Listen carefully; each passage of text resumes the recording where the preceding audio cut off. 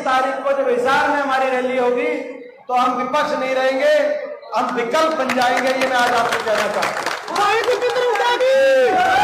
और अभी आपने देखा कि भिवानी में बहुत बड़ी संख्या में लोग, भिवानी की जो हमारी पिछली मीटिंग थी, आप में से बहुत से भिवानी भी गए हो। कौन कौन भिवानी गया था? एक बार हाथ खिलाकर बहुत से आपके साथी भिवानी गए, आप लोग भिवानी गए बड़ी संख्या में।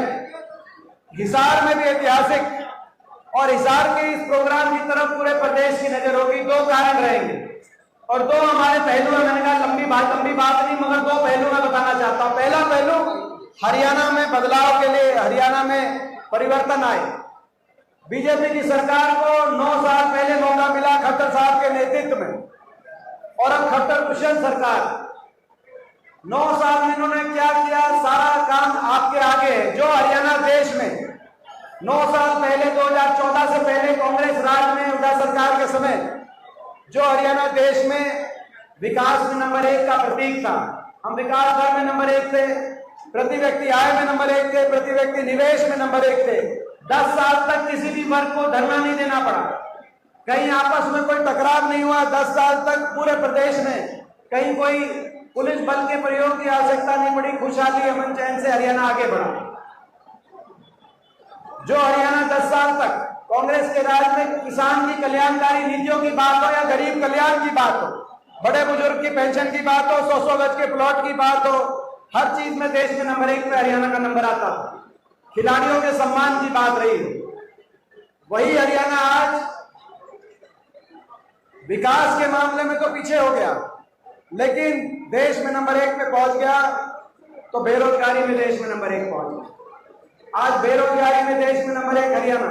हर घर में एक बेरोजगारों की फौज खड़ी हो गई। पढ़े लिखे नौजवानों का भविष्य अंधकार में कर दिया। सरकार में ना प्राइवेट नौकरी ना सरकारी नौकरी। आज स्थिति ऐसी आ गई जहां पे हर शहर के अंदर कोचिंग सेंटर होते थे, वहां हर शहर में विदेश जाने के सेंटर खुल गए, एलईडी के सेंटर खुल गए। कहीं अपराध की तरफ, कहीं नशे की तरफ नौजवानों का भविष्य बर्बाद कर दिया इस सरकार ने। हर वर्ग को महंगाई ने हर परिवार का घर का बजट चौपट कर दिया। जो सिलेंडर 400 पे था, जो 1200 पे, डीजल पेट्रोल रसोई गैस का सिलेंडर, सब्जी टमाटर, हर चीज की कीमत, महंगाई, बिजली के बिल, आज महंगाई की मार, बेरोजगारी की मार, विकास की पटरी से उतर गया हरियाणा प्रदेश। और हर वर्ग को अपमानित करने का काम किया। किसान आंदोलन आपके सामने, खिलाड़ी आंदोलन आपके सामने, महिलाओं का आंदोलन आपके सामने।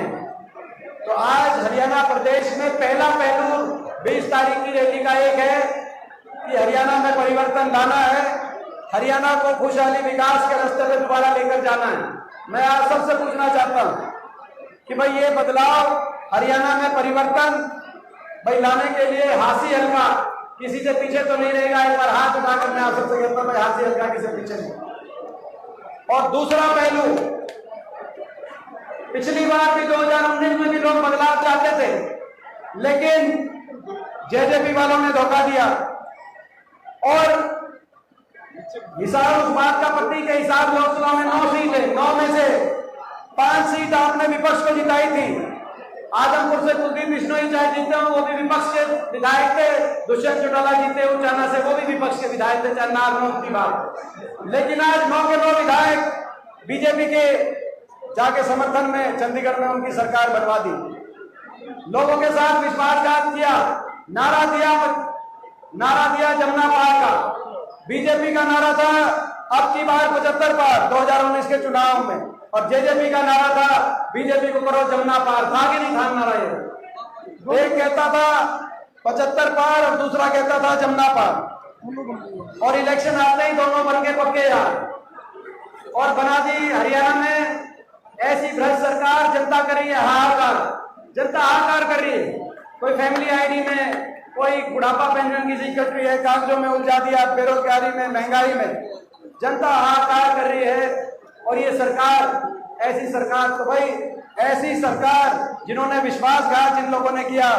दूसरा लक्ष्य 20 तारीख की रैली में यह है कि हिसार के सारे विधायक जो आपने जिताए थे, बीजेपी के खिलाफ जिताए थे, चाहे जेजेपी की बात हो, चाहे आदमपुर में कुलदीप बिश्नोई जी की बात हो, चाहे दुष्यंत चौटाला की बात हो, उन्होंने बीजेपी के साथ अपने अपने सौदेबाजी जरूर कर ली हो, समझौते नहीं करे, सौदेबाजी करी, लेकिन उसमें जनता के लिए वो घाटा का सौदा साबित हुआ। जिन्होंने विश्वासघात किया है, 20 तारीख को आपको ये भी दिखाना है हरियाणा में कि विश्वासघात करने वालों को वोट की चोट से अगले चुनाव में बदलाव भी हरियाणा में लाएंगे और विश्वासघात करने वालों को वोट की चोट से हरियाणा से भगाएंगे। हरियाणा से भगाएंगे कि नहीं भगाएंगे विश्वासघात करने वालों को? भाई कौन कौन विश्वासघात करने वालों को हरियाणा से भगाने में साथ हाथ खड़ा कर?